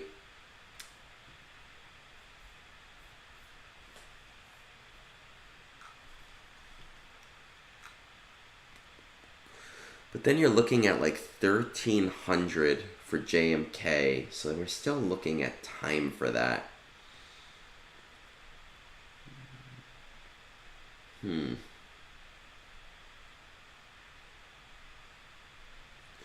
You know, here's the thing. I think I'm not going to budge on this, but I'm going to shift it lightly. Bo is good. Bo is really good. And so is Afra. But I don't think it's transformative outside of really high-end GAC. And I've never felt like I need Bo. Just like, even though Afra puts in work for me every single GAC, I know not for everybody, I don't feel like I necessarily need her. Here's what I think you should do. I think that you should do the 3 projects that you have right now. Okay, so Leviathan, Ray, SLKR. I think you should shore up those little projects after that. So like your Ben Solo, your Zori, your Nihilus Treya, your Admiral Radis, those things. Then I think you should focus on Bo. Bo will give you like a 3-month, not 3 months, it'll give you like a 2-month detour. Then go for JMK. At that point, you should be nearing the end of Watt. And maybe you'll finish up the requirements before. Maybe you'll finish them up a little bit beforehand. But then you could always move on to the next thing while you're waiting for a while. But I think you'll be kind of hitting close at that point, where it'll be kind of hitting right at the same time. I use Afra every single GAC, but again, I do think that she is a luxury that you don't necessarily need. Top of K2, I don't really run into bows. I'm sure they're on offense against my LV because I put everything on defense. But I think Naisho, if you do it that way, it'll give you everything that you need, and you'll hit JMK at right around the right time. My only stipulation that I'm going to give you is that you might pivot with a Road Ahead or a State of the Galaxy, which we might get in like the next month or so with the raid announcement. So there might be a pivot point, there might not be a pivot point. You'll have to either make that decision yourself or ask me later. But I think that that's kind of the route to go for you is finish up what's already being finished up. Shore up the little things that'll give you a lot of ROI in GAC and TW.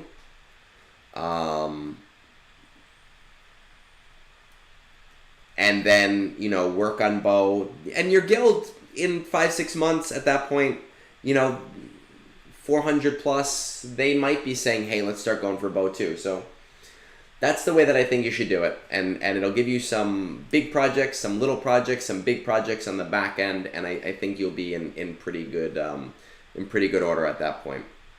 Again, when I say something is a luxury, I'm not saying it's not good at all.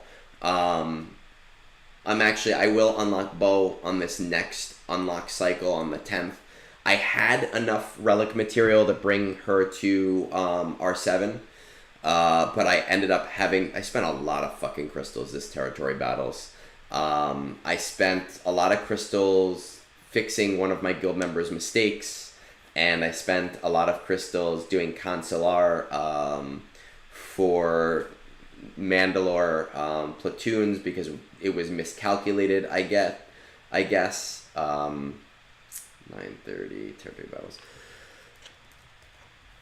So it might have to wait. Relicking her might have to wait, but I am excited to use her. And unfortunately, I don't really have any Omicrons for her, sadly. I'll have to wait on those just because I have just enough for the Gungan raid Omicron that is probably going to be useless, but I've committed to doing it. So I need to make sure that I have that. So from there, let's move on. Hopefully, Naisho, Luis, I've given you something to think about, some kind of path. And if not, I don't know. Yeah, just keep that in mind. That can be a pivot point. But I'm not somebody that likes to talk about the future because I don't like to guess. Though sometimes I do find that I do have to say, hey, you're in a position where you really should be. Because you want to stay with your guild, I don't think you're in a position where you need to. It's just something that you should think about. Right? Go on the path. Your path right now, Ray, SLKR, or Leviathan, you should do regardless. So that should get you through whatever the next big information bump is anyway. All right. So let's pop back over to Discord. What is it? It's 1:43. I want to try. I only have 3 roster reviews today. I'm not going to do any more than that anyway, though, just because my wife and we have earlier plans.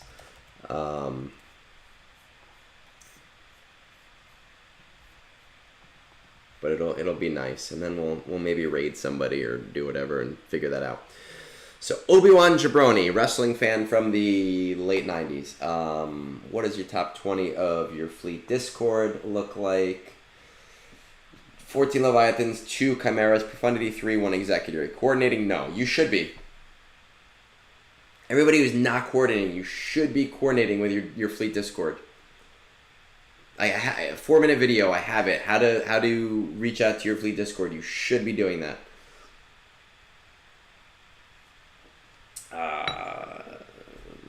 kind of in the middle with our assault battles. I mean, kind of in between things. I just finished Rey Nesokar, finishing up Blue Sands, gearing, relicking Ben Solo, Jedi Knight Cal Kestis, almost ready once I bring Saw to G12 after next Ben Solo, Farming Bad Batch for Marauder, Leviathan is farm, need to relic. Are you dead set? No. How highly do you value efficiency? Efficiency is fun. My favorite part of the game is beating bigger accounts in GAC. Are there any fun or favorite characters? Okay. Oh, alright, let's see. Let's see what we got here.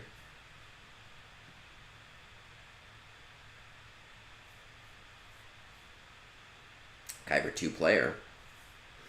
Alright, Kyber 2 player. We did not check the arena page before because Naisho told us that they were getting first. This is what scares me right here, is that they're really not maximizing their fleet crystals, you know, and what sucks is, let's see what these stars, you got a 6-star Executor, you know, and only, how many Leviathans? There's only 14 Leviathans. Now, a 7-star Executor can beat a 7-star Leviathan, but with only 14 Leviathans, you should be hitting top 20 at the minimum every day. And you might even get into the top 10 without too much issue because like a Profundity got in there and you're going to bounce off of them. It is, like, start talking to your Discord. It's going to help you so much. I don't think I can stress how transformative getting more than 50 crystals a day really, really is in terms of speeding up your roster growth. So, JMK, Jedi Master Luke, Rey, Supreme Leader Kylo Ren, we're fucking Jabba. Jabba. You're a Kyber 2 player, you want to beat bigger accounts. Jabba. Why don't we have Jabba? Guys, I think you guys like make accounts just to fuck with me. You're like, oh, let's see if he says something different. Jabba's the answer. Let's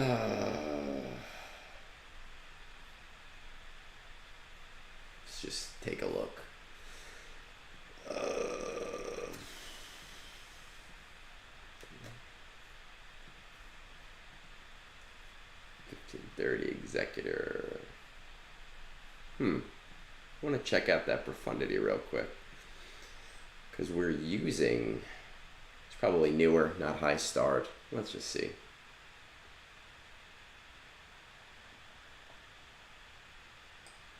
Okay, so only 4-starred, that's why. I would definitely like to see you getting more fleet crystals. Mark 6 Interceptor, okay. I wonder where we are on this.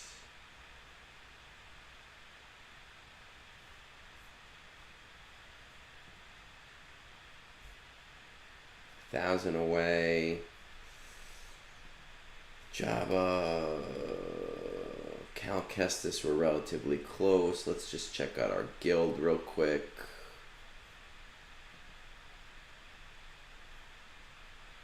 Alright, I could see your guild really wanting you to get Jedi Knight Cal Kestis, definitely.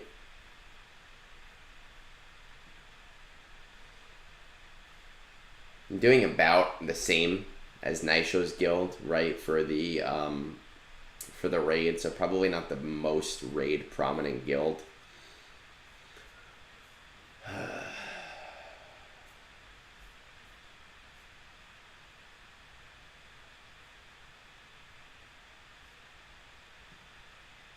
Let's see where our Bad Batch actually are for Marauder.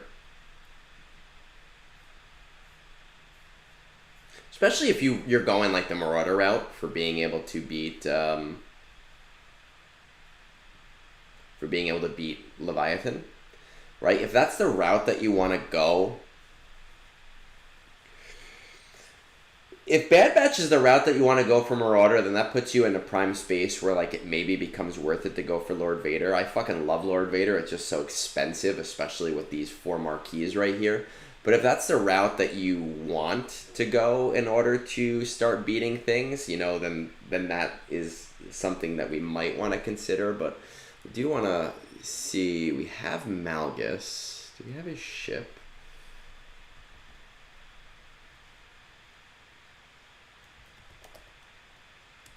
Not why am I typing Scythe? We have Fury class. We have Dagger. We have Sith Fighter. That B-28. All right. So you're just out of a curiosity, I want to see something too, because Malgus and Fury class, they're older now, like they've been around the block. Cheers, ma'am. You know I'm always there. I have a Discord problem. I'm there too much. So you're pretty close to on the pulse with Conquest, right? Like you're doing like Bane you got, and you're on 6, so you're getting it. Queen Amidala, I don't know what your shards are. I don't know if Bane is just like a favorite of yours, but you are investing in Conquest.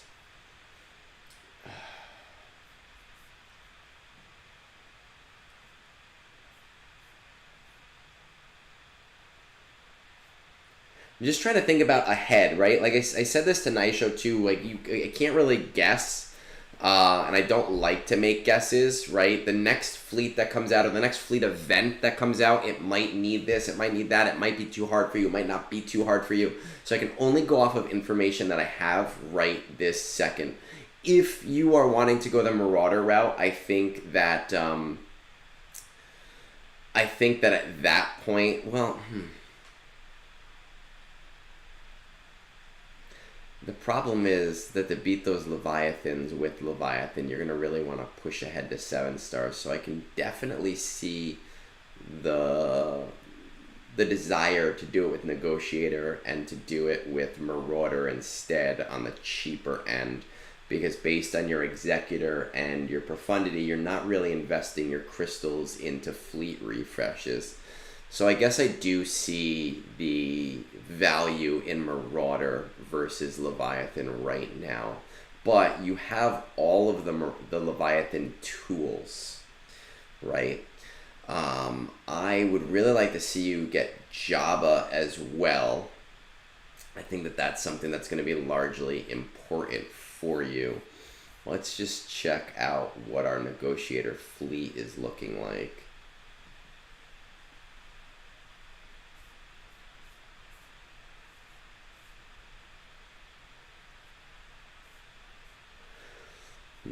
Marauder is at 7 stars. We're just building these guys up. Okay. All right. I mean, I can see the value in Bad Batch. You're going in a little bit of a different approach than most people go on. I don't think you're going to see the worth that you want to see from Fleet unless you start to reach out to your Discord and talk to them.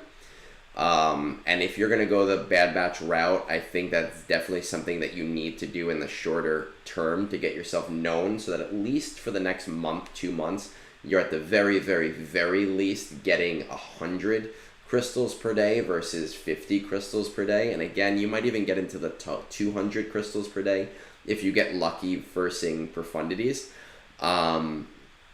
I would say prioritize your Bad Batch right now, just because those fleet crystals are largely incredibly, incredibly important. But while you are finishing your Bad Batch requirements, I would be slow farming your Jabba requirements. Jabba needs to be your next project. You isolated the fact that you like to beat up on bigger accounts, and that can largely be due to modding. And you need to be in a position where you're actually getting the mod materials that you want in order to invest in the teams that you need. Smuggler's Run 2 is just too important. That's also going to give you Rebel Roundup at CT3. Places of Power, I see yours is at CT2. You're finishing up SLKR, you're done with SLKR. That should be something that you'll have in the very near future as well. So I would say do Bad Batch to Marauder. I would say do Jabba after that. And then, believe it or not, I would actually say also really strongly consider Leviathan. Even though you'll be doing pretty well in your fleet arena at that point, you have all of the hard tools for Leviathan. It would be worth it just to be able to start slow farming up. Whether or not we get a new fleet commander, or we get a fleet like upgrade on a ship or whatever else, we are going to see a meta shift, and ships like Executor, I think, are going to be out. Okay, ships like Profundity are going to have a harder time. Ships like Marauder, historically, don't do. So basically, every time we've gotten a fleet meta shift, 2 or 3 months later, we get a soft meta counter, right? With Executor, we got First Order, or whatever the hell the tank name is. Profundity, we got Scythe and Defender, right? With Leviathan, we got Marauder. Whatever comes out next, your Marauder is most likely going to be useless against. So you're going to need something that's a little bit more future-proof. So it might be nice to kind of get a jump start on that since you already have a lot of the major things. I would be doing Bad Batch right now just because I see with where you are with fleets that it's going to be the cheapest, easiest option for you to get into the top 10, top 5, top 1. Again, you are going to need to communicate. Jabba needs to be your next priority. Leviathan would be my strong priority after that. I don't want to go too much further than that just because that could be 7-8 months down the road. But there's a strong consideration for Lord Vader for you, which I don't think I have ever recommended. Only because the hardest part of that farm is how expensive Bad Batch is, and R8s, but really mostly how expensive Bad Batch is. And you're already going to have Bad Batch because of the Marauder. So I definitely see it as you being one of the few people that is in more of a unique position where it makes sense to do them.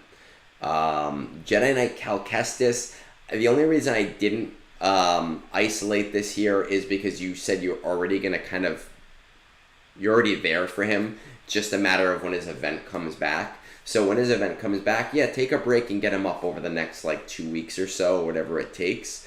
Or get those things isolated now and just use whatever is on top of that.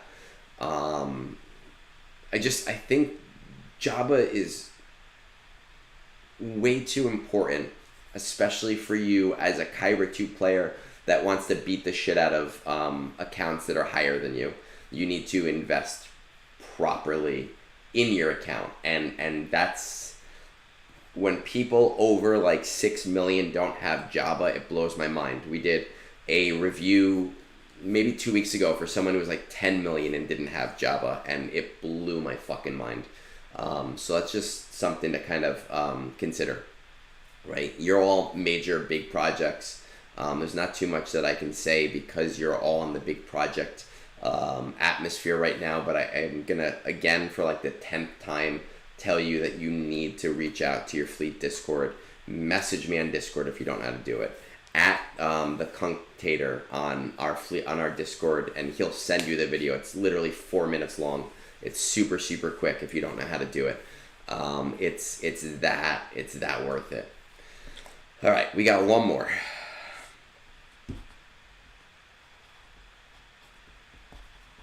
Alec. Let's see what we got from Alec.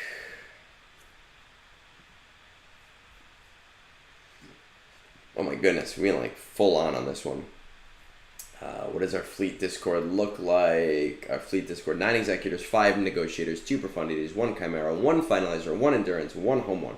Are you coordinating? No, you have to be. But this, maybe you don't have a fleet yet, because this looks like a much earlier account. Rebel Roundup still mythic, Force Moon CT1, Places of Power CT3, so probably SLKR, maybe C, but most likely SLKR. Military Might CT1, Ground War CT1, Secrets and Shadows CT2, that's always interesting. For 2024, it's Starkiller, Afra, Ray. I think you're making a mistake on going for Afra, but that's, everybody makes their own choices. Right now, I'm taking a detour from Starkiller to get my Night Sisters up and running. Upon their completion, I'm going back out to C requirements. Hey, Dank, just me yelling about Jabba, and you know what? I forgot to set my Jabba up here, so thanks for kind of quasi reminding me. Only ones I'm dead set on are Ray and Starkiller. Ray because I'm already almost there, thanks to Lightspeed Bundle, and Starkiller because I'm halfway. Other than that, I'm very much open to suggestions. So if you're open to suggestions, I think Afra is a mistake, a huge mistake for you. She's not going to provide you any ROI, and you're in that point of the game where you need a ROI.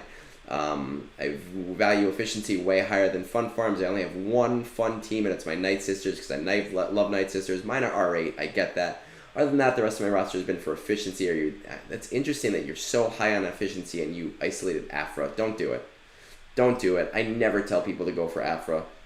She's good. I use her. I still use her in Kyber 2. I use her when I'm in Kyber 1, but then I get bounced back to Kyber 2 anyway. But she's just such a luxury that you don't need right now. Are there any favorite characters? No. All right. Let's see what we got here, shall we?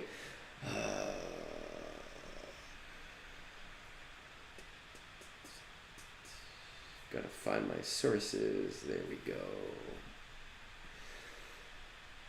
Alright. So we got SLKR. You're going for C, it looks like, from the C requirements. Out to C requirements. Still on an RG. Okay. Let's see what we got going on here. How close we are to Ray. Alright, so we're not super close to Ray in relation to the Lightspeed Bundle. It's kind of like bare bones, but you are, obviously, yes, you're still close. Sith Eternal, you're not too far away from Lord Vader. Starkiller, Jabba, nice and far. Executor. I really would like to see you get a fleet. You need a fleet.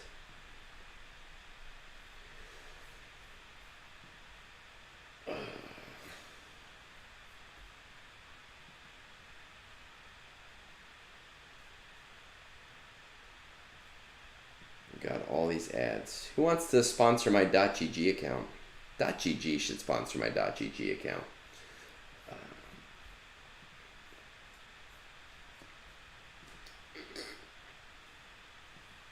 All right, let's see.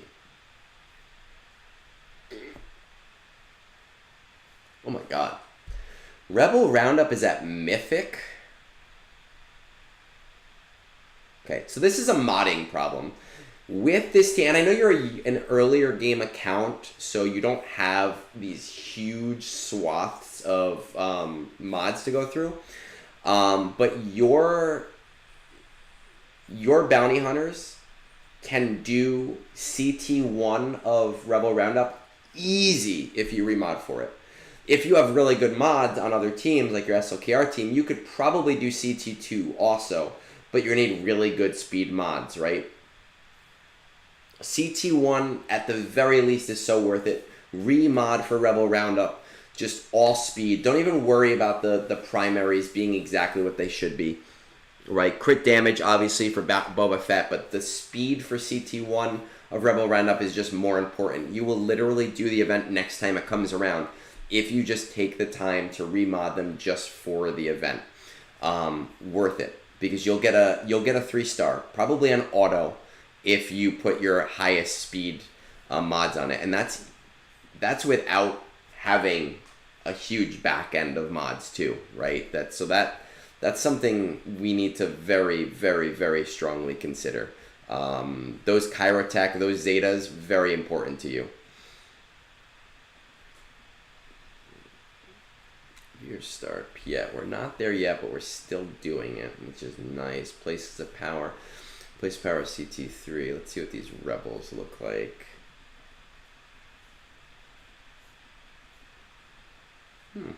CT1 with that. All right.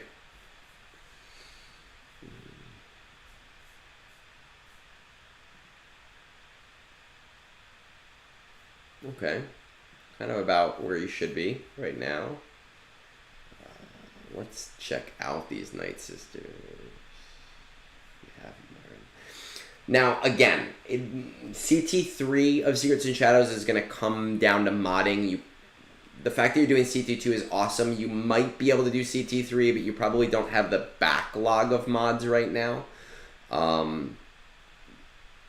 Remember that speed is pretty much useless on Marin. So if you can get similar mods and completely take out the speed, it would be useful. It doesn't matter. But those might be better used on somebody else eventually. Okay, and we're going after C.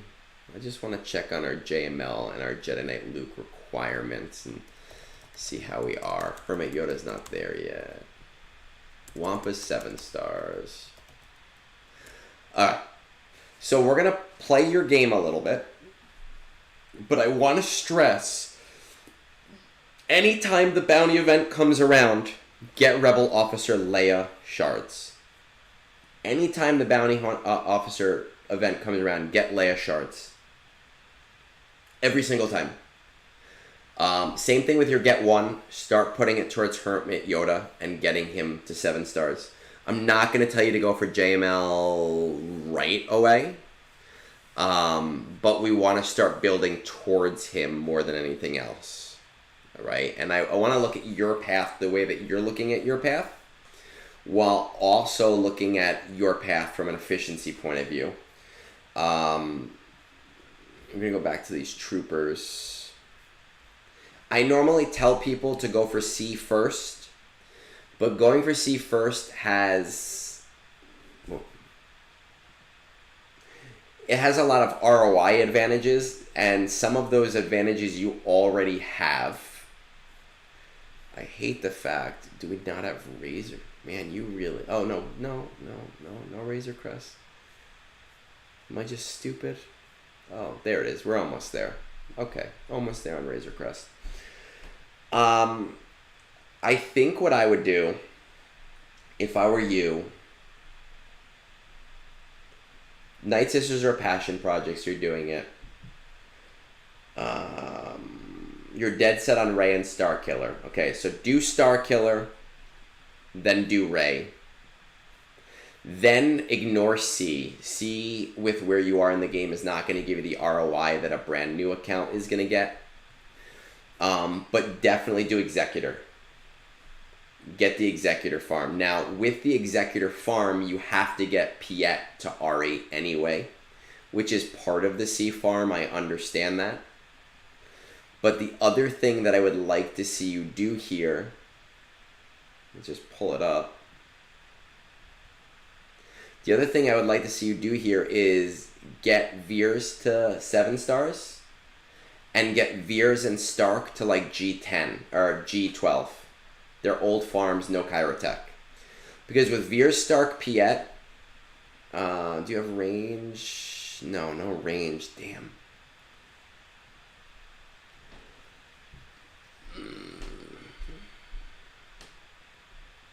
I would maybe even do range. And you already have Snow. Dark Trooper would be better than Snow, but you already have Snow and it'll be useful to you. But with Veers, Stark, Piet, range, and Snow Trooper, you with remodding can do CT3 on Forest Moon. And the only reason I'm suggesting that is because you're going to have to get Piet to R8 anyway. But the other ones you don't even have to take to relics. So it'll all be core gear otherwise. But as your big goals, Starkiller Rey, Executor. You need to build out a fleet ROI for fleet crystals. I just cannot explain how much it becomes transformative to somebody to have those fleet crystals. And you're not communicating. And you've got all these executors and these bigger negotiators and profundities. I would love to see you, getting top 5, top 1. I didn't even look at what you're getting right now. I just know that you don't have executor yet. Yeah, I mean, you're getting 50, so that's not the worst thing in the world. You're getting something, but I really would like to see you doing better. And I know that Finalizer can take out executors, but it's also going to drop much faster because people are going to target it because it's easier to take out. So you're going to want something a little bit more concrete. And then at that point, is when hopefully you'll have Hermit Yoda done. Hopefully you'll have Rebel Officer layout mostly done, if not done. And you need to go on the Jedi Knight Luke. For you, I would say Jedi Knight Luke into Jabba into JML. So if I had this account and I had to roadmap my next few projects and I had to keep in mind the things that you really wanted to do, I would say Starkiller Rey, Executor, Jedi Knight Luke, Jabba, Jedi Master Luke. And that does a ton for your account. That's going to give you ROI on the crystals from your fleet arena. That's going to give you Rebel Roundup at CT3. It's going to give you Forest Moon at CT3 if you do what I said with the Imperial Troopers, right? Just getting Veer Stark range up to like G12 as well. It's going to give you Military Might at CT3. It's going to give you Ground War at CT3. It's going to give you multiple Proving Grounds teams for playing catch up with Proving Grounds. It's going to give you an amazing Conquest squad. It's going to give you some really nice squads for GAC and Territory Wars. It's going to put you in a position where you can start looking at passion projects as well and kind of have fun with those things versus being, in a position where sometimes you're having fun, sometimes you're struggling. That I could see being the next year of your gameplay, right, is those projects. There's really not too much more to say over that. That's where you should be, right? That's where your ROI is building out the early ROI. I do think Afra is a mistake. I don't think C is necessarily a mistake, but because you already have SLKR, I don't think investing heavily in that route is necessarily the right way to go.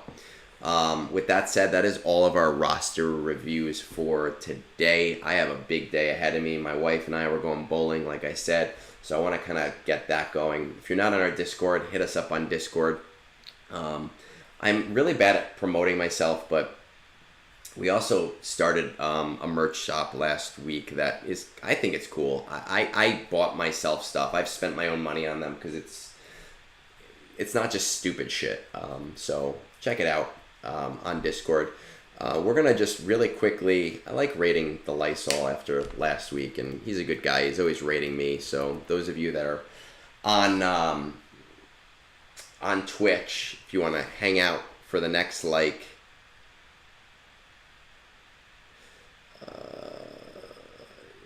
this channel has, for the next couple of minutes before we pop off for the day, I appreciate you guys spending your Sunday morning with me otherwise.